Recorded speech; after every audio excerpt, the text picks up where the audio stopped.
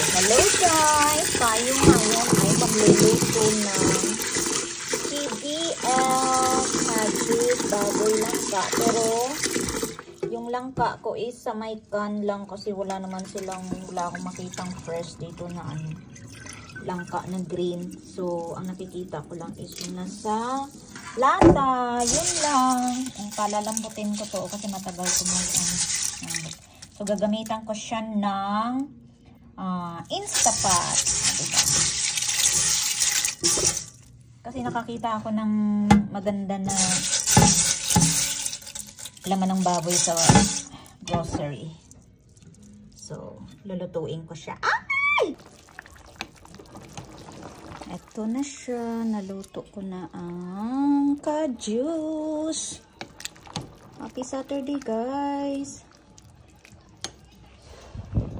Kaso yung langka ko, sa may aray ko. Sakan. Nasakan lang yung aking langka. Wala ka namang mahanap dito na fresh na green langka. So, ayan na siya.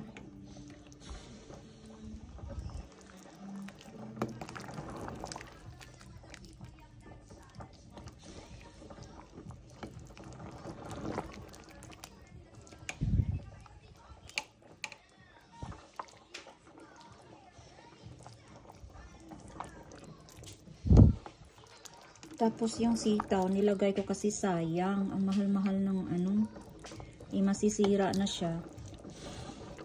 Mahal ng mga gulay dito, lahat na lang. Diba?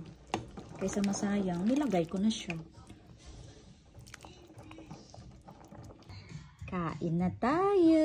Ayan na yung aking KBL na may konting sitaw kasi masisira.